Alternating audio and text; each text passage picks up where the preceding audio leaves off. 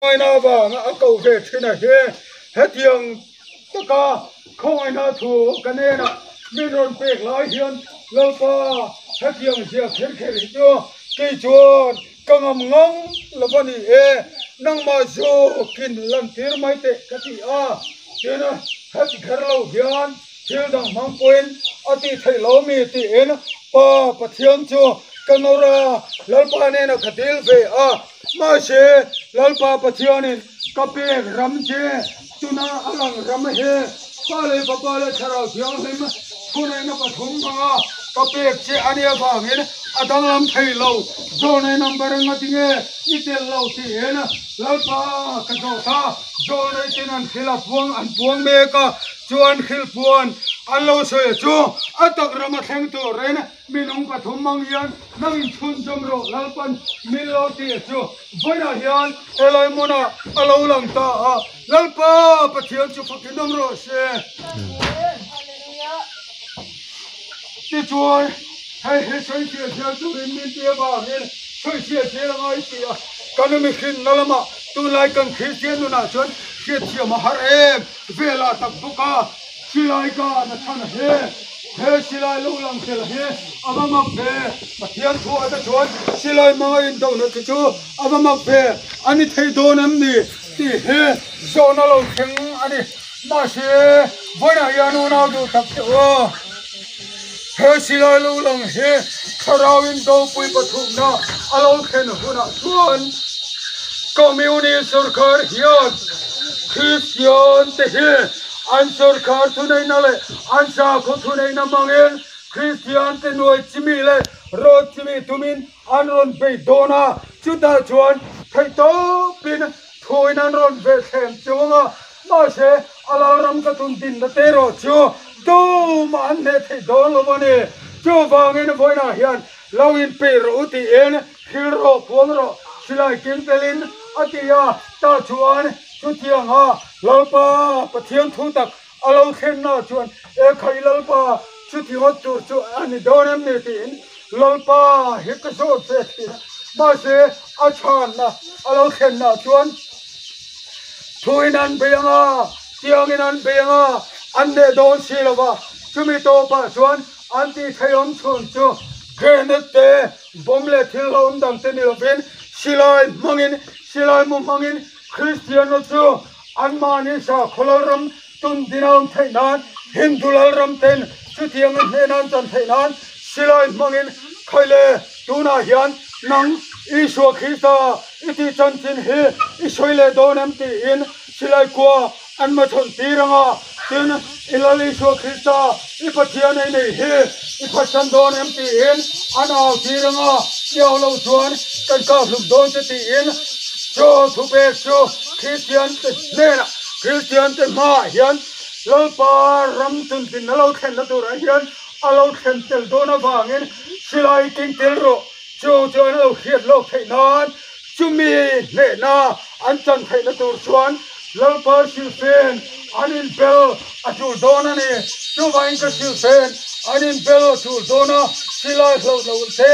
bom lo na te cha kho in la lui lo na te cho lo na jong lo nei thin na ta cho thamom ta kinong ro king khovel kangam ta te cho ke an ma ni pathiana he an sil fe na ani thom na na ka thu ta he aron man ve thainan silai he sarkar te thu nei na to pa Christian te chung lo lang tur ani wangin lalpa sil fen an mu fia thainan king tel ro ati voina hin lo lang ta ani chuan kortial karon ki kortial ka ha boka lokhom min khom tira phe khok nen tiang chuan voina hian lalpa heng hi angai kherem ni ke ma thom no pa ngai pok ka nei rengalom ka ti pathian he apum pel da kong he ka da puina sa em ve mi hin kania mi hin ni hian kan hel atum fo thi ma se pathian thu chuan ka thu chu thil ti nei lo pin ka ne na kir ngoi lo ki tu ka pathian na chuan heta hian da to wang ka la le don lo ni chu ni lo ati he aron khia tir non le wangin voina hian sipai tema in form hang na jangan hia in do na form man ha chawangin khovel sipai tema in form hang na jangan hia chon ka sipai lalber sipai kan ni isena kan ni lal khista tan do pui turin sipaya kanin siam ti kaming pakalama jai thi ka khuan enga ne ka silfen hi anin pel vel bang khovel silfen ilan tila ka silfen ahlu jia te arong pui jia te athil ti thei jia te chu alo mu pi dona ne ti in ke ma lo pa ne na khoina ba atu thei hi aka te same ema munni khata soi jo mai thei anelo bangin athon khana inang lo ten ka soya ama kinti mai thei ma se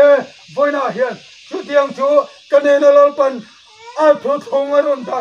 chan ane bangin voina hian kortial kalo hatani ta chuan loliswa krista chuan ama tharau diktak alo then huna thu tak zong zonga a khwailu tang chu atia chu tharau diktak lo then thu tak a khwailu thei chu tharau ba khatinom ro tharau thiang lim nei ro ati tanun nei tu te kha anlo ni chu sil fen chu ter ko pola chuan hem khimlam toi thei hian khovel mi ten silain ka hlum ma sela ama tak cha tu toi tu rin thina ma thon ma sela kam ninga banga thina ma thon tu chuan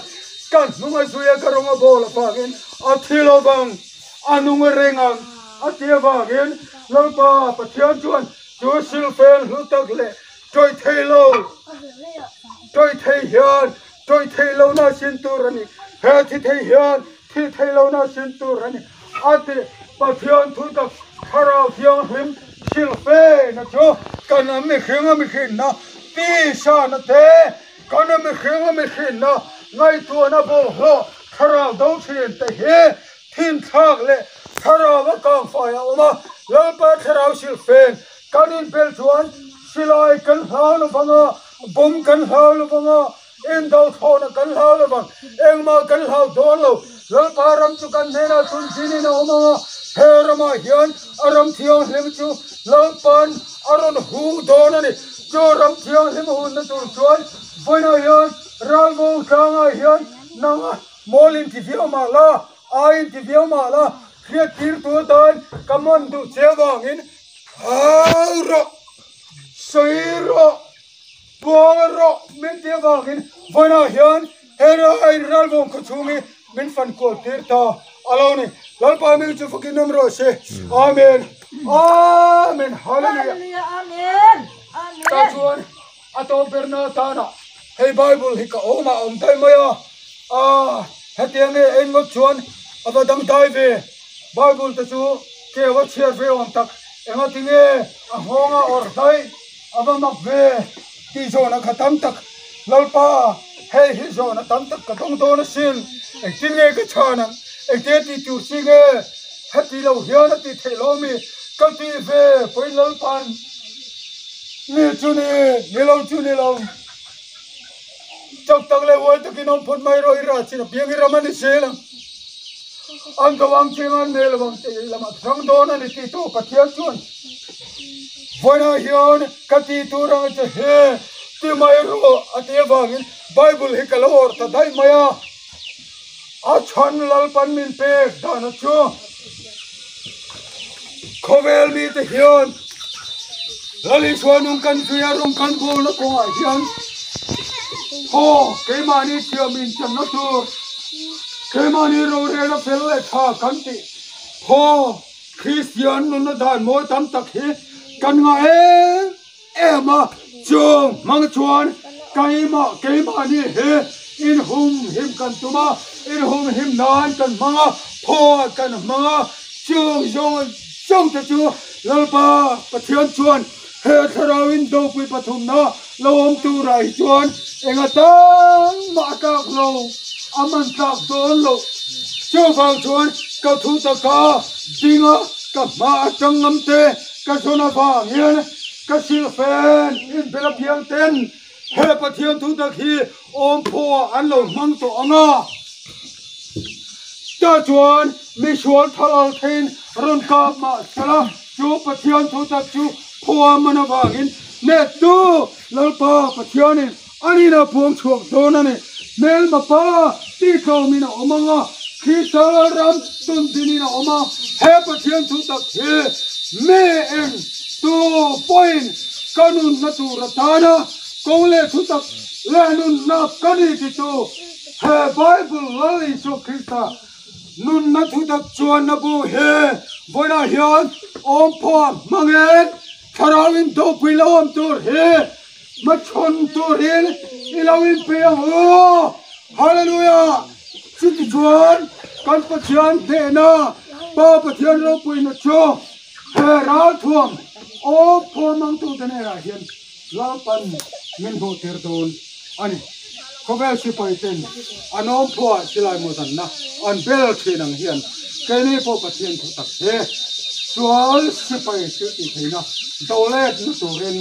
om phua emang ve tong o chuti chung chuan pathian lal ram hi tung ding turin rali thawang o lalpan mal som chewasla he tang thi kristal naram pathian ra dongam kho ani theina turin a thu kan soi ri sa te